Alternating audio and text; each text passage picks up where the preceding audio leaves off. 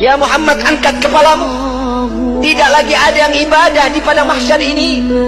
Mengangkat kepala, lalu sujud lagi Allah di hadapan Allah. Nabi Muhammad SAW diangkat lagi.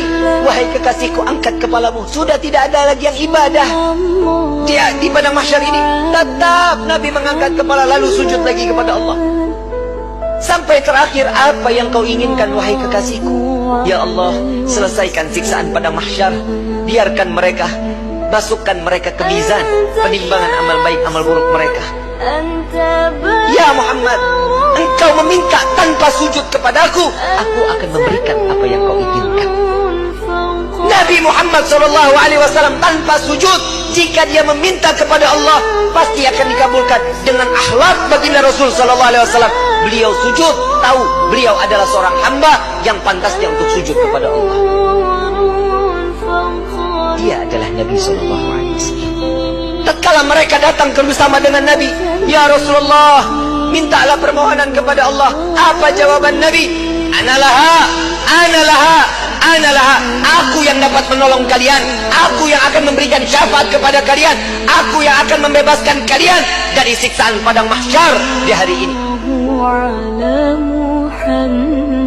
Saat dia meminta selesai padang mahsyar, masuk mereka semua ke mizan. Sampai di mizan, Nabi berdiri di depan mizan, melihat rombongan daripada umatnya. Saat beliau dalam keadaan dosa yang begitu besar, Nabi sujud kembali di hadapan Allah. Ya Rabb, doa baginda Rasul SAW, ya Allah, ringankan beban dosa umatku, beratkan pahala mereka, ampuni dosa mereka ya Allah. Kita berbuat dosa di atas bumi Allah, Nabi yang terus menerus. Sampai di mizan pun Nabi sujud kepada Allah agar kita diselamatkan, dibebaskan, agar masuknya kita ke dalam syurganya Allah. Setelah mizan, Nabi SAW berdiri lagi di sirat. Saat dimana jembatan tersebut, satu helai rambut dibelah menjadi 7. Tajamnya luar biasa. Di bawahnya neraka jahanam. Nabi menunggu sampai ada umat yang ingin tergelincir, dipegang oleh Nabi, dituntun sampai di ujung daripada jembatan tersebut. Nabi menjaga umat sampai saat di dalam surga kelak, Nabi berdiri di depan pintu surga, tidak masuk ke dalam pintu surga, menunggu satu persatu agar masuk, mereka dimasuk ke dalam surga. Sampai di dalam riwayat Siti Fatimah bertanya, ya Rasulullah, untuk apa kau berdiri di depan pintu surga? Aku menunggu umatku. Jika satu yang tertinggal belum masuk ke dalam surga, maka aku tidak akan pernah masuk ke dalam surga-Nya Allah. Huwa Muhammad, dia adalah Sayyiduna Muhammad.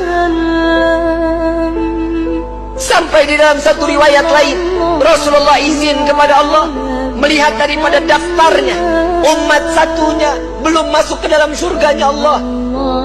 Nabi berbincang kepada Allah, ya Rabb, izinkan Muhammad untuk memeriksa neraka. Sampai beliau masuk ke dalam neraka, mencari umatnya. Lalu setelah itu diambil, lalu dibawa masuk ke dalam surganya Allah. Dia adalah Sayyiduna Muhammad. Dia adalah pemimpin kalian. Dia adalah Nabi kalian. Dia adalah Rasul kalian. Tidakkah kalian malu tatkala kalian berbuat dosa di hadapan Allah? Sampai kapan hidup kita selalu tutup mata di dalam kemaksiatan kepada Allah?